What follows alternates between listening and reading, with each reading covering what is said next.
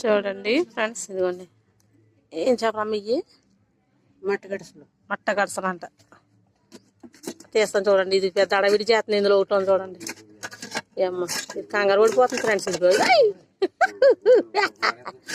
మట్ట గడస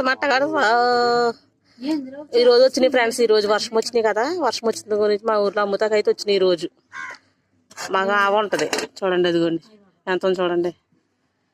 ఎద్దుకోండి, అదిగోండి.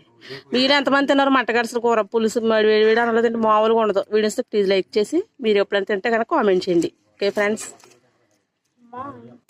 కూర వండుతావు ఇప్పుడు? మా ఊరిలో అయితే ఎలా వండుకుంటాం మా అమ్మ చెప్తుంది. అమ్మ ఎలా వండుతావమ్మా?